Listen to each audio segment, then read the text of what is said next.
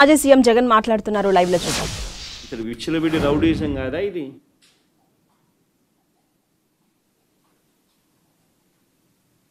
అంటే ఆయనకు వ్యతిరేకంగా ఎవరు ప్రజాశక్తి కావచ్చు, ఇంకోడు కావచ్చు, ఆయనకు వ్యతిరేకంగా ఎవడు మాట్లాడినా, ఎవడు రాసినా, ఎవడు చూపించినా రెడ్ బుక్ రాజ్యాంగం కరెక్టేనా ఇది?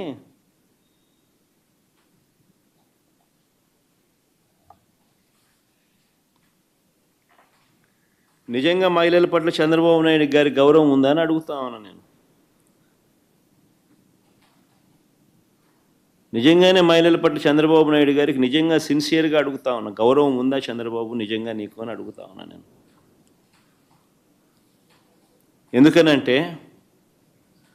ఎందుకు అడుగుతున్నానంటే నిజంగా గౌరవం ఉన్న వ్యక్తులైతే సత్యసాయి జిల్లాలో రాఫ్తాడ్ నియోజకవర్గంలో రామగిరి మండలంలో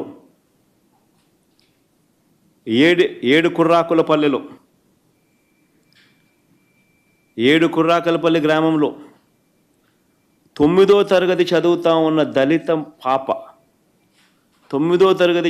ఉన్న దళిత చిన్నారిని, దళిత బాలికను టీడీపీ వాళ్ళు 14 మంది టీడీపీ వాళ్ళు సామూహిక అత్యాచారం చేస్తే, ఆ బాలిక గర్భం దాలిస్తే, ఆ బాలిక ప్రెగ్నెంట్ అయితే ఈ విషయం బయటకు వచ్చింది.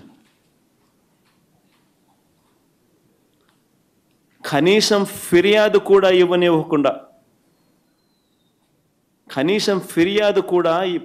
ఇవ్వనివ్వకుండా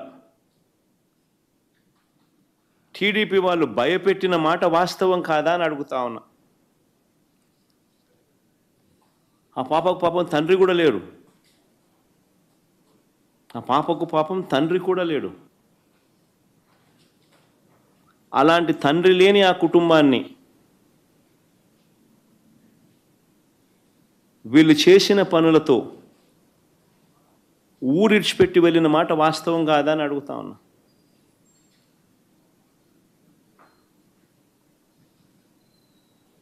పోలీసులు ఏం చేశారని అడుగుతా ఉన్నా. నీ గవర్నమెంట్లో ఆ దళిత పాపకు తోడుగా చట్టం ప్రకారం చర్య తీసుకునే దమ్ముకు చంద్రబాబుకి ఎందుకు లేదని అడుగుతా ఉన్నా.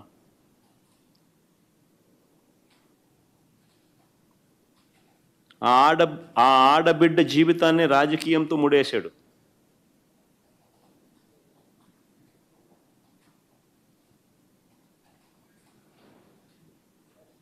న్యాయం చేయాలని ఈ మనిషికి ఏ కోశానా సిన్సియారిటీ లేదు. మహిళలంటే గౌరవం ఉన్న వాళ్ళు చేసే పనేనా ఇదని అడుగుతా ఉన్నా. అదే అనంతపురం కంబైన్డ్ జిల్లా, అదే అనంతపురం జిల్లాలో ఇంకొక ఘటన. ఇంటర్మీడియట్ చదువుతా ఉన్న గిరిజన బాలిక సాకే తన్మయి,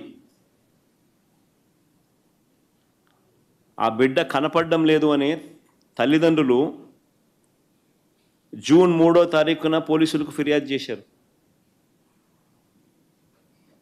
ఎవరు పట్టించుకోలా. 6 రోజుల తర్వాత ఆ పాప శవమై కనిపించింది.